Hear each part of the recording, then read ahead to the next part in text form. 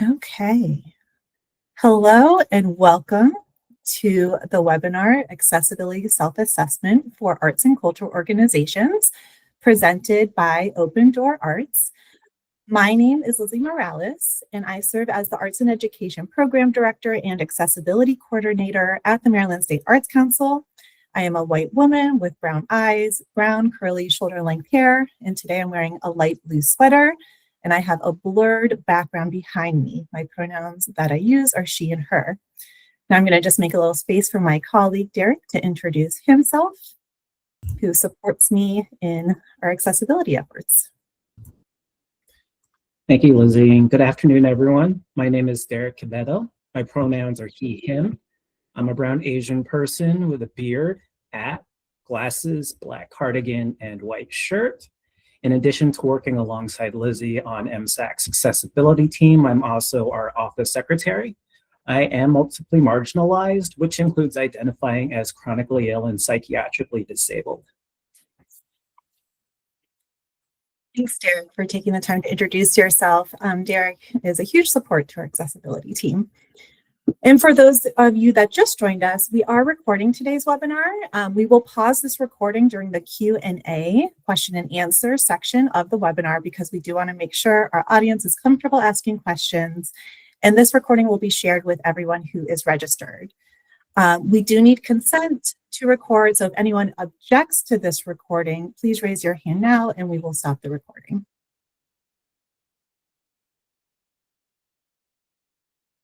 Okay, I'm going to continue on in our grounding slides. The next slide that we're sharing on the screen is a reference shots of the Google Meets platform. This is a toolbar at the bottom of your Google Meet screen. Some features that I'll point out are the microphone on and off button and the camera on and off button. Please keep your microphone on mute during the presentation portion of the webinar. And again, there'll be time for questions towards the end where we'll invite the audience to ask questions by either coming off mute and raising your hand, or you can enter your questions into the chat box, which we'll also be monitoring during today's webinar. You also have access to closed captions and the reactions button on the screen. And then our next reference shot is at the bottom, is where you can see at the bottom right corner of the Google Meets panel. And that's where you can find the meeting information such as call-in numbers, you can view the participants, and then we'll also be using the chat box feature during today's presentation. So you're welcome to use that and we'll be monitoring that. So next I'm going to go through our grounding slides, which you'll be familiar with if you've participated in previous MSAC events.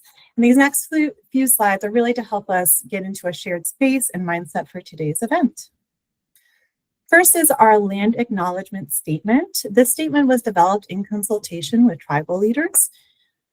We acknowledge the lands and waters now known as Maryland are home of its first peoples, the Accohonic Indian Tribe, Assateague Peoples Tribe, Cedarville Band of Piscataway Indians, Chopticot Band of Indians, Lenape Tribe, Nanticoke Tribe, Nashu-Warosh Band of Indians, Piscataway Conoy Tribe, Piscataway Indian Nation, Pocomoke Indian Nation, Susquehannock Indians, Youghiogheny River Band of Shawnee, and tribes in the Chesapeake watershed who have seemingly vanished since the coming of colonialism. We acknowledge that this land is now home to other tribal peoples living here in diaspora. We acknowledge the forced removal of many from the lands and waterways that nurtured them as kin. We acknowledge the degradation that continues to be wrought on the land and waters in pursuit of resources. We acknowledge the right of the land and waterways to heal so that they can continue to provide food and medicine for all. We acknowledge that it is our collective obligation to pursue policies and practices that respect the lands and waters so that a reciprocal relationship with them can be fully restored. If you'd like to learn more about land acknowledgement statements, we do have some resources on our website, which I'll pop into the chat box right now in case you'd like to check them out.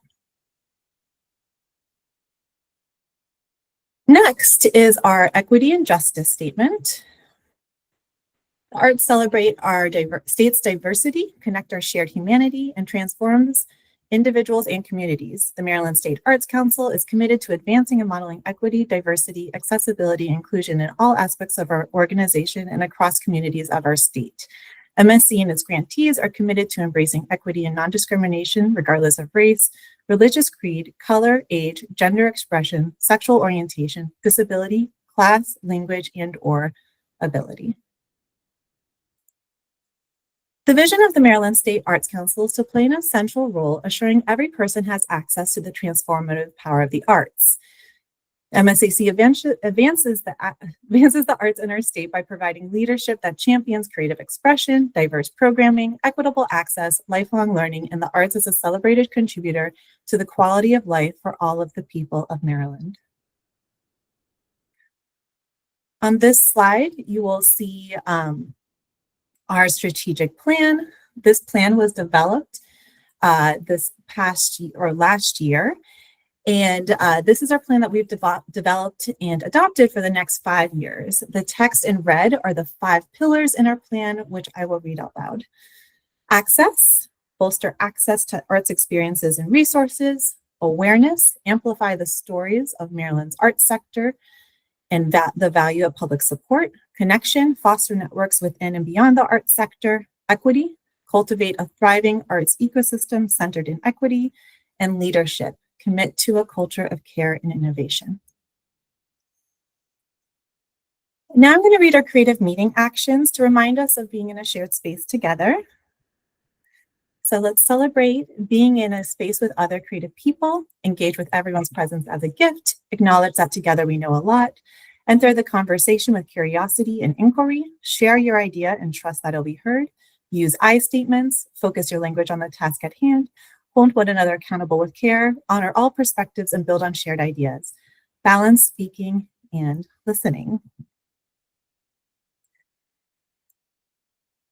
So the Maryland State Arts Council supports artists and organizations in Maryland through our grant programs, but we also offer professional development and other events throughout the year, such as this one. There will be a follow-up session to this called Advancing Access into Action, which will occur in March, and that is also currently open for registration. But we also have several other events that are getting ready to be posted on our Eventbrite page, so just stay tuned for more exciting news. And lastly, before we turn it over to our speakers, there are a couple different ways to get involved in our programs and work. For example, throughout the year, we're often looking for panelists, which do the important work of evaluating applications for grants and for rosters. There are currently no calls for panelists at the moment, but stay tuned because additional opportunities will be posted probably in the new year. Okay. So today we are joined by staff from Open Door Arts, an organization that seeks to increase access, participation, and representation of people with disabilities in the arts. I was first introduced to this organization at the LEAD conference. LEAD stands for the Leadership Exchange in Arts and Disability, and it's an annual conference hosted by the Kennedy Center. There is going to be a conference in 2026 in Philadelphia. So we'll share out more information on that. But right now I'm going to stop sharing my screen so I can turn it over to our presenters, Nicole Agos and Portia Brown with Open Door Arts. All right, thanks so much, Lizzie. Thank you, Derek, and thank you all. And big gratitude to the Maryland State Arts Council for inviting us to be here with you today. I'm going to share my screen really quickly. One moment. And here we go.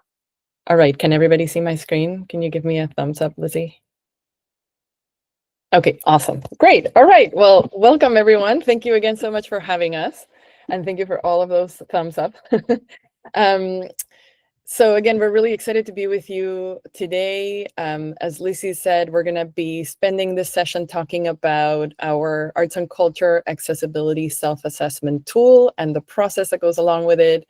The self-assessment is a tool that was created by Open Door Arts, and it was created to help cultural organizations like yourselves to really take a moment to assess where your accessibility practices, programs, facilities are right now, so that you can get a better idea of how you can improve those practices and those programs. The self-assessment is part of a larger comprehensive website that you may have heard of called the Arts and Culture Accessibility Hub. While today's session is going to be focusing on the self-assessment tool, We're going to give you a little bit of an introduction to the hub so that you get a little bit more of an idea of kind of what this tool and this process is within that larger context. The hub and the self-assessment are completely free. And before jumping in, I just want to take a moment to acknowledge our funders who help make these tools free and keep them free. So huge gratitude to the Mass Cultural Council, which is our state arts agency, the Liberty Mutual Foundation, Becker Foundation, the Lindy Family Foundation, and Boston Cultural Council. On the slide is a collage of black and white photos of a number of different visitors, patrons, artists in different cultural contexts. There's also the hub logo, which reads Arts and Culture Accessibility Hub, a project of Open Door Arts, and also the URL of the hub, which we're also dropping in the chat, and that is artsaccesshub.org. We're going to introduce ourselves in 1 second, but I just want to go over our time together. As Lizzie mentioned, today's part of is first part of a two-part session. In today's session, we're going to be going over the self-assessment specifically. So we're going to show you how to find the self-assessment, how to prepare to take the self-assessment, what it looks like, all of the different companion resources that will help you in the process of completing your self-assessment. And then the next session, which is March 16, also at 12. Please mark your calendars if you haven't done so yet. Our colleague Danny Rose, who is also in the room, is going to walk you through the process of really reflecting on the process of learning from your assessment and also from reviewing the results in your self-assessment report and preparing to complete your accessibility plan. So really exciting session because that's really where the magic happens. So hope you can join us for that session. All right, so with that, again, it's really lovely to be with you today and to meet you.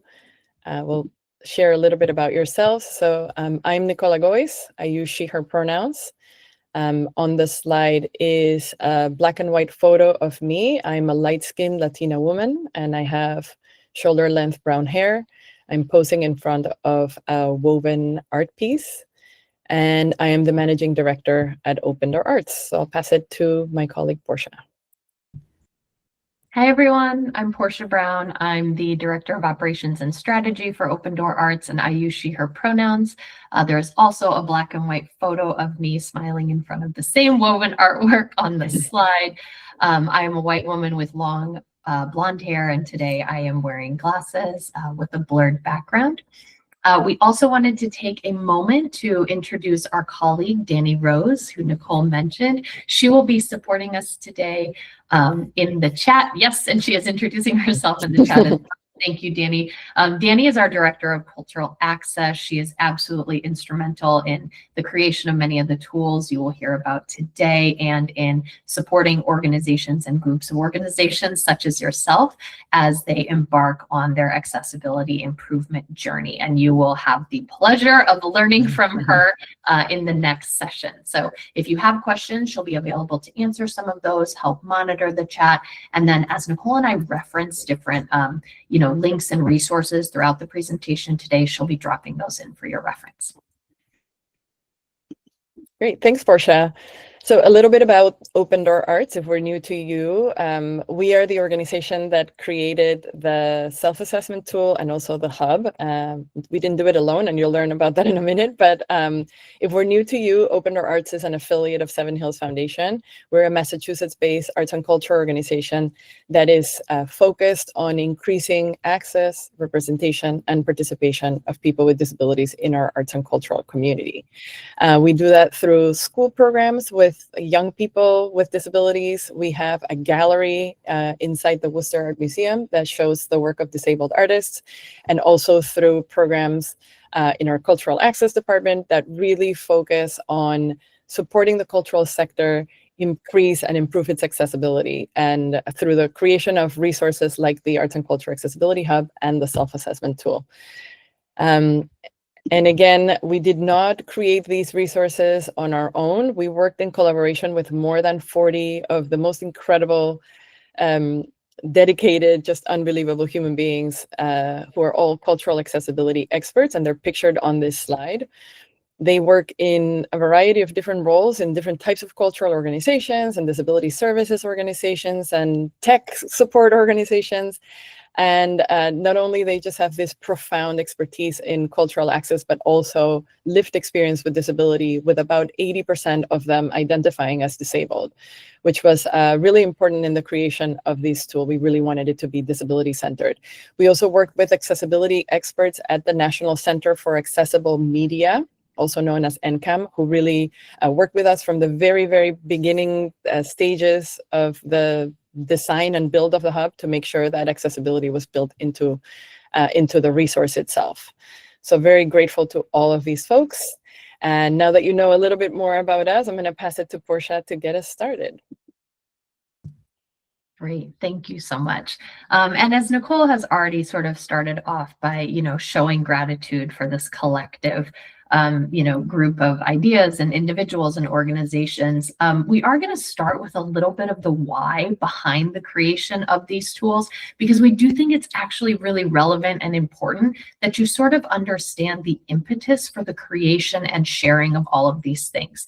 We as an organization are we're not a compliance-based organization. We're not an organization that's, responsible for governmental oversight or anything like that, right? The creation of this work comes from a really different place, and it comes from this shared idea of what cultural access is. And so we just want to start by kind of acknowledging that accessibility in the arts and culture sector for us really begins with the understanding that because of history, stigma, systems of injustice, cultural organizations weren't necessarily designed to include people with disabilities. And so for us, that now creates this responsibility to be committed and be deliberate about ongoing practices that are really going to ensure that everybody can participate, experience, create, and lead in our artistic communities and our artistic and cultural sector. And so that kind of why that vision is really what informs a lot of our work. And we know that it's probably why many of you are here today, because you also share in this dedication to create a culture of access in your own organization that's going to have a transformative effect on your community.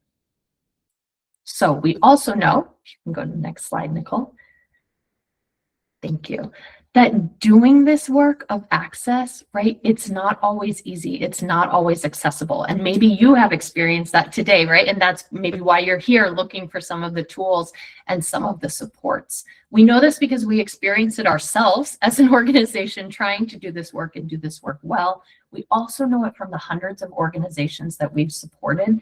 And then additionally, we conducted about 3 years worth of research where we spoke to and we gathered surveys and data and collected information from arts and culture organizations, as well as individuals with disabilities and caregivers of people with disabilities, so that we could really be sure that we were understanding what is happening in our arts and culture sector when it comes to accessibility, right? What are the barriers? What are the issues? What are the challenges? And we really learned a lot from that. So we learned, and we're guessing that this probably resonates with you too, that most cultural organizations want to be more accessible and believe that they should be and need to be accountable, not only to the laws in place that protect accessibility, but also to the individuals that those laws are created for.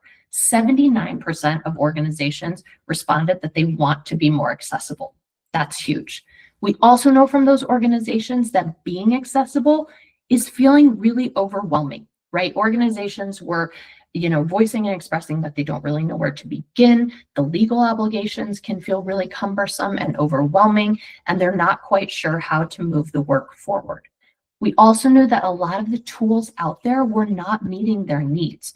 Organizations were not able to find and get the tools and resources that they needed to transform and move their work forward. All of these differences, all of this variability meant that the access work of organizations is really inconsistent from one organization to the next, from one city to another.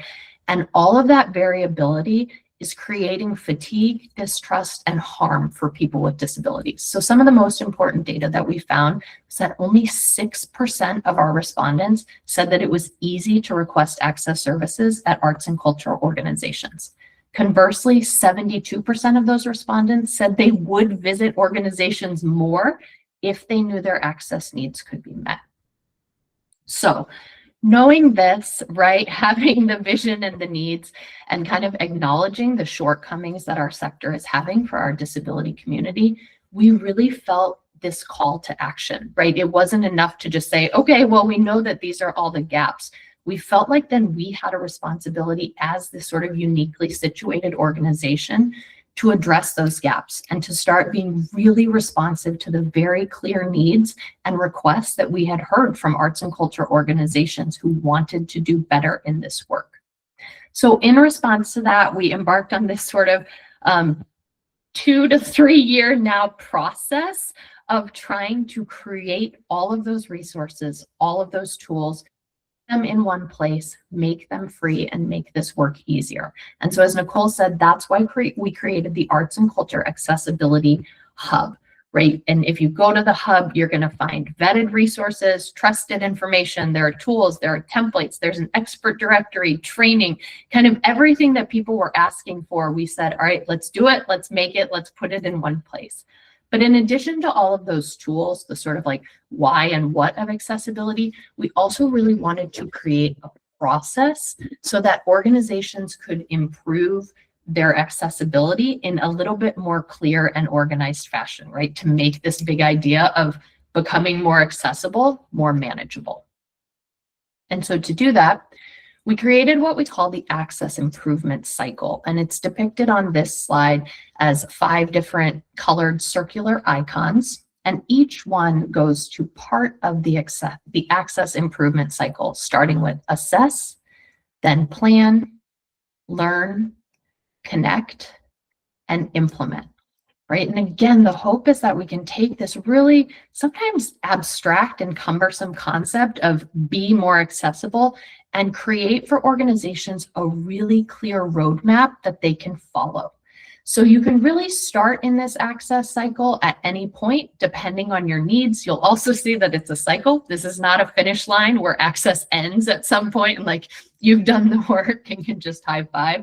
It continues, right? And although you can enter it at any point, honestly, what we hear most from arts and culture organizations is the question of where do I start?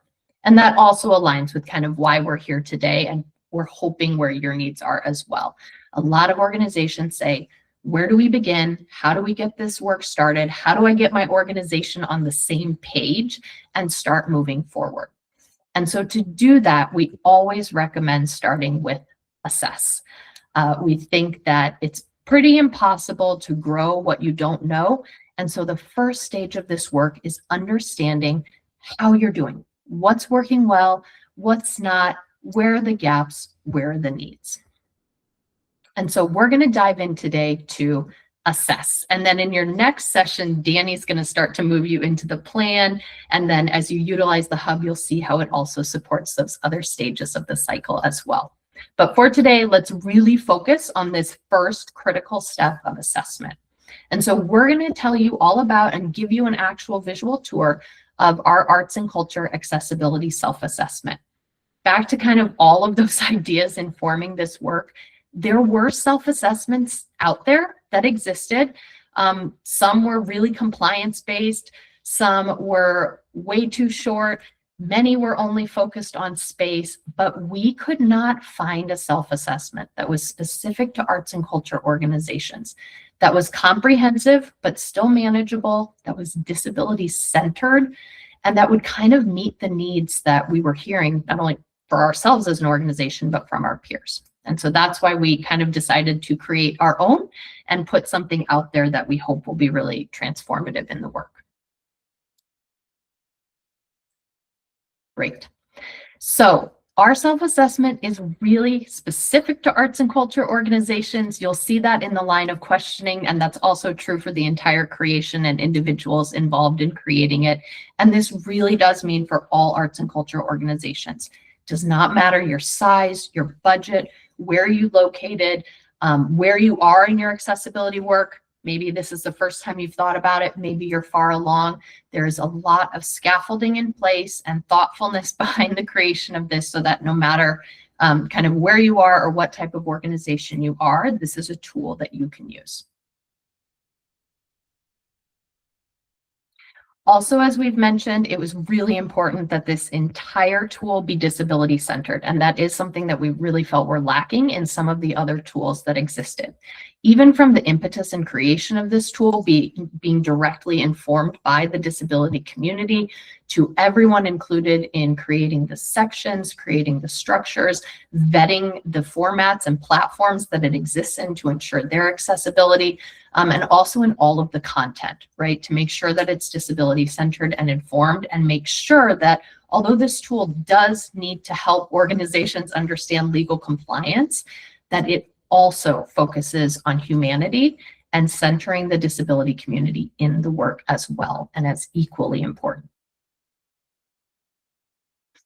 The tool is also comprehensive. Nicole is going to give you a full walkthrough of this, but there are about 300 questions on the self-assessment, which I know can feel a little overwhelming at first here, but they are broken down into then sections and subsections to actually make the process a lot more manageable. It's also fully digital and self-paced, which means you can come and go as you need.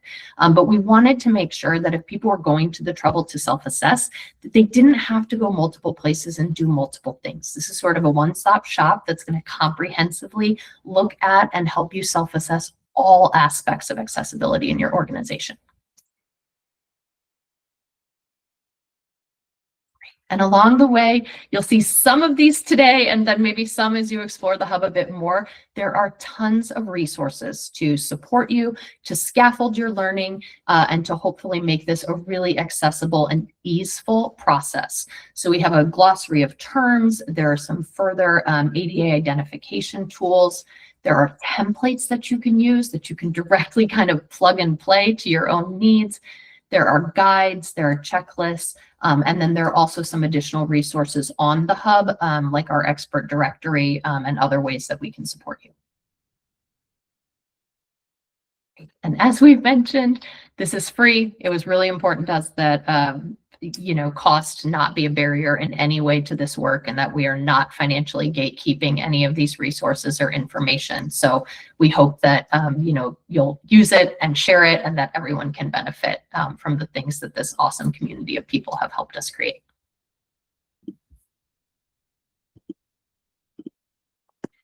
Great, thank you so much, Portia. So with all of that kind of context about how we created the hub, why we created the hub, and kind of what you might find in the hub, we're going to take you through a little bit of a tour so that you get to see it for yourself, and hopefully point through the tour all of the different things that you'll need through your journey of completing the self-assessment. So I will show you everything, and again, you're going to spend more time with Danny during the next section talking more about the accessibility plan. So I will show you those very briefly, but we won't go too deep into the accessibility plan templates. So I'm going to go ahead and share the website to the hub, and you should be able to see that now. All right. So now I am going into the hub to show you how to find the self-assessment tool. So, again, Danny will share that link in the chat, but it's artsaccesshub.org. So I'm showing right now on the screen the homepage of the hub. So you want to navigate to the second item on the navigation bar, which is Assess and Plan. I'm going to click on that. And you want to scroll down to where you see this yellow box, and it says the tools you need. And in that yellow box, you're going to find first the self-assessment tool on the left side. And then also a couple of things we want to point out. There's a video introduction and also a self-assessment guide. And we really recommend that you spend just a little bit of time with either of those resources. The video introduction is basically what we're doing today, but a recorded version in case you wanted kind of a recap. The self-assessment guide is really helpful because it helps you prepare to take the self-assessment. How do you prepare with your team? who should be involved, what the process might look like. And so it'll just give you a little bit of information to help you get started, and we find it very helpful. The self-assessment guide will also recommend that you start with a little bit of more of a foundation on your legal requirements before you go through the process. So I'm going to scroll down to the bottom right side. You will see a tool called the ADA 504 ID tool. You can click on the link here, and I'll show you what that looks like. This is just like a very brief kind of companion survey, very short, 11 questions. They're all yes or no questions, and it asks you a number of different questions about your funding, just characteristics of your organization. You answer yes, no, and then based on your responses, it'll tell you what accessibility laws and like specific titles or sections of those laws apply to your organization. So it'll just give you some like very quick kind of at a glance understanding of those responsibilities. Before you get started with filling the self-assessment, which we find very helpful. And a lot of organizations have shared that they have found it very helpful as well. All right, so I'm going to go back to the hub and again, back to this yellow box. So once you've done all of that prep, you can click on the link on the left side of the yellow box that says self-assessment tool. That'll take you right into the self-assessment, and I'll show you what that looks like. All right, so now I'm in this is like the welcome to the self-assessment. You will see up here, there's a link that also gives you the self-assessment guide, so you can also access it here. And the first thing you'll do is you'll be prompted to enter an email address. So I'm going to pause for 1 second and say the following. The self-assessment is entirely anonymous. Nowhere in the self-assessment tool you will be asked to share your organization's name or your name. So there is nothing that associates your organization with your responses. And we did this very deliberately because we wanted to make sure this was exactly that, a self-assessment as opposed to an assessment. So we wanted you to feel confident in answering this honestly, because otherwise, what's the point? You know, if we cannot be honest, we cannot really learn from the process. So we wanted you to be honest. So you can use any email address that you want. You can use one associated with your organization, or you can use a personal email. But what's important is that once you put in your email address and you hit next, you're going to get an email at that email address that is going to have a unique link. And that is the link that you want to click on anytime you come in and out of the assessment. So as Portia said, this is a fully digital self-paced process. So you can fill in some information, hit save, come out of it. Then you go into your email, you pull out that unique link. You might want to bookmark it. And then you can come in and out of your assessment using that unique link. So just make sure you know that that's where that's going to go. Okay, great. So once you've entered your email address, you'll go through a quick welcome, and then you will enter the main section of the self-assessment. So as Portia mentioned, the self-assessment is broken into 5 sections. So all of these questions, all of this information is broken into 5 sections to make it easier to navigate. And those sections are organizational approach, space, access services, communication, and programming. And I'm going to show you those 5 very quickly. So now we are in the landing for the organizational approach page. And I want to point out a couple of features that are true for all of these pages. At the top, you're going to see a progress bar right up in the middle on the top that'll show you kind of how far along you are in the process. This is kind of an estimate, but you'll kind of see how far along you are. You'll see what section you're in this case, organizational approach. And then you see a Save Progress button. Your progress should be saved automatically, but just take a minute to click on this. If you're going to come out of the self-assessment and close it out, just make sure you hit that just to be safe. Also, right below the progress bar, there is a link to a downloadable PDF, and that PDF will have the instructions and all of the questions just for this section. So in this case, for the organizational approach section. And a lot of organizations have said that it's really helpful to be able to print it and walk around the building, or just to have it to review, to share it with your colleagues. So you can download it here if that's convenient for you. Then there is an overview. So we'll tell you a little bit more about what do we mean when we say organizational approach, what will you find in this section.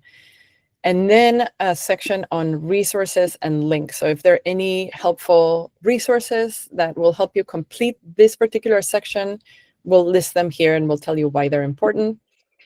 All of this information that I just showed you up here in this overview is also recapped in a video, which is in spoken English and ASL, and also captions. So if this is a better way for you to access this information, you can watch the video. And then we get into the questions. So now we are actually in the assessment questions. So as Portia said, we have these 5 sections, but also each of those 5 sections is broken into subsections. So for example, values, beliefs, and mindsets is one of the subsections in the organizational approach section. All of the questions for the self-assessment, which are actually more like worded like statements, have 6 response choices. Let's start with the first 4 first. The first 4 are fully true, mostly true, somewhat true, not true. And these are consistent throughout the entire self-assessment. So here you're answering to the best of your ability which of these statements most accurately captures where you are in that particular statement. These are very relative because what might be fully true for someone might be more somewhat true. So do your best. Again, this is a self-assessment. This is to help you be able to answer these questions, but we understand that these are subjective. The other 2 are not sure or not applicable. And we just want to take a moment to say, make sure that the statement is truly not applicable to your organization if you're choosing this. Or not sure might mean, for example, the person who can answer that is on extended leave and I need to get back to them. And so it's, you know, for now I'm going to put not sure and I'm going to track it. But only use these if you truly are not sure or truly it's not applicable. So for example, if we're asking you a question about the accessibility of your elevator and you don't have an elevator, that truly is not applicable. If we are asking questions about your galleries and you don't have galleries, you can just mark it non-applicable, or you can actually skip the question altogether. So you can skip entire sections also if those sections don't apply to you. Just ask yourself whether this is truly non-applicable. All right, so another resource that I want to point out that is a really helpful resource throughout the self-assessment is our glossary. And this is a glossary that has about 150 or so accessibility-related terms. So as you're filling your self-assessment, if there are any terms that you're unfamiliar with, or you want to have kind of clearer understanding in your team about what these things mean, you will see these linked throughout the self-assessment. So for example, here, the term intersectionality is highlighted and also in blue. And this indicates that it's a glossary term. You can either hover over it and it'll pop a definition, or you can click on the word and it'll take you into the full glossary. And I'm going to show you what that looks like very briefly. This is a glossary that has, again, terms and definitions, and then links for additional learning. And if you open the outline here on the left side, you will see all of the terms and you can scroll alphabetically. So I'm back in the organizational approach page, and I want to show another feature. I'm going to scroll very quickly for 1 second. If any statement, whenever you're reading a statement, you see that it has an asterisk at the end. So for example, question 8 here, it's hard to see. Trust me, there is an asterisk at the end. If you see any statement and it has an asterisk at the end, what it means is that there is a legal requirement that is associated with this question. It doesn't necessarily mean that it applies to your organization, and hopefully you will have taken that ADA 504 ID tool before. But if there's an asterisk, there's a legal requirement associated with it. And so I'm going to scroll very quickly to the bottom to show you another quick feature, which is that at the bottom of every single page, there is a notes section. So as you're filling it out, if you have any notes or anything you want to share with the rest of your team, you can jot them down here and it'll save them for you later. So with that, I'm going to move now to the next section, which is space. Same format as before. I do want to point out one companion resource that we're using in the space section. So when we are evaluating the accessibility of our physical space, there are so many legal standards that we offered you a companion resource that is going to help you navigate the process of checking this. And that's called the ADA checklist for existing facilities. And it can be found here in the resources section of the space section. And I'm going to show you how to use this. So I'm going to scroll very quickly to question 11. All right. So question 11 asks you about routes to our entrances meeting ADA requirements for dimensions, slope, curb ramps, and surface. And it has a little asterisk, which tells you there's a legal requirement. And then you're going to see a set of numbers in parentheses. Those numbers will tell you where to find that information in the ADA checklist for existing facilities. So I'm going to show you what that looks like. Now I'm in the ADA checklist and I'm looking at the numbers that were in those parentheses. So starting from 1.13, this is the part of the checklist that tells me about that question. So in this case, exterior accessible route. So if you're wondering, what are the ADA requirements for dimensions and slope and all of those things, this tool will tell you 36 inches wide, it'll tell you all of the information you need to then be able to go back to that question in the assessment and answer fully true, not true, etc. So really recommend that you have this resource open as you fill out this section. So I'm going to very quickly show you now, I'm not going to go through all of them, but now we're in the access services section, which again has a number of questions. Next is the communication section. And last is the programming section. And by now you may have noticed that those headings are in different colors, and that's going to come in handy in a minute. So again, all of these questions are organized in the same way. Then you're going to get to the last section once you've answered all the questions, which is a bit of a closing. We're going to ask you for some, again, anonymous demographic information, organization type, primary and secondary. We'll ask you for your staff size, your budget, and the state in which you're located. And then we're going to ask you, if you agree to have your anonymous responses included in an aggregate data set. So this is, we realize that we're getting a lot of information about how organizations are doing in terms of their accessibility at a national level. And we have a responsibility to act on this data and kind of help inform the sector back. So we ask if we have your permission. Again, we don't have your identifiers. This is just the raw aggregate data. So if you agree, please say yes. And then when you get to the bottom, make sure you are done, that you have completed everything you meant to complete before you hit finish. And the reason is that once you do, it'll close your report, your self-assessment, and it'll trigger this automatic customized report for you. You're going to get it up on the screen, and you're going to also get an email with a link. The report is going to give you essentially, it's going to translate all of your responses to the self-assessment into numbers, into scores or indicators to help you get a better sense of your accessibility. You're going to get an overall score for the entire assessment, and then you're going to get scores for each of the 5 sections to start getting a better sense of which ones are stronger, which ones need more attention. And again, this is where the color coding comes in handy. And then it's going to break down each of those sections into the subsections, and you're going to get scores for each of the subsections. So again, this is where you start to see more of those patterns and that information at a glance to help you with your practices. I'm going to scroll very quickly because I know we're going to talk about this in the next session with Danny, but below the scores, you're going to see some information to help you create your accessibility plan. I won't go into detail, but I'll also show you that there are links to accessibility plan templates, which Danny will show you in the next session, that you can use to start creating that accessibility plan.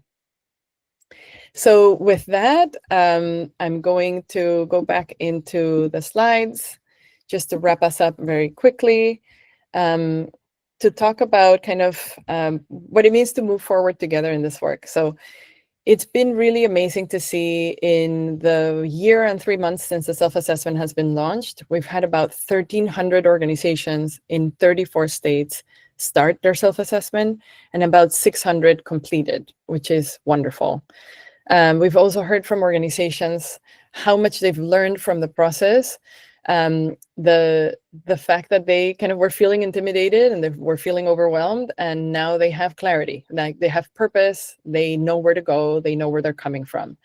And so it's just really, really wonderful to see this kind of collective movement that we are starting to see grow all over the country, of organizations that really care, like we know you all do, and that they now have more direction. So as we wrap up our time together, I just want to leave you with this. If you need a little nudge, if you came here today because you just need a little nudge, it's time, friends. You've got this. If you've been waiting for a sign to get started, this is your nudge. Access work is really not about perfection. It's about intention. So just get started. And the process is going to give you the clarity that you need to move forward. The process will reveal itself in front of you once you get started, once you start by looking at where you are right now.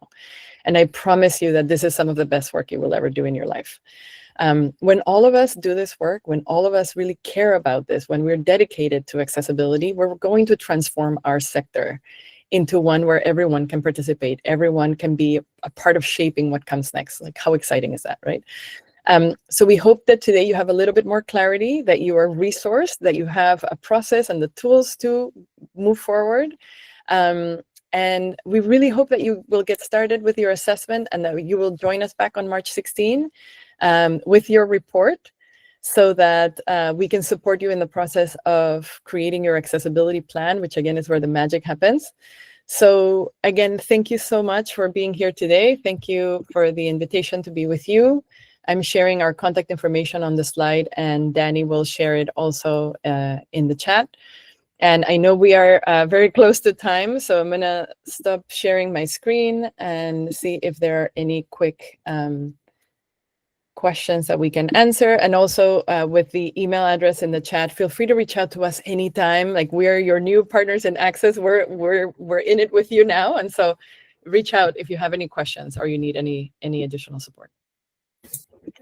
Thank you so much. I'm going to go ahead and stop the recording for our Q&A part. Give me one moment.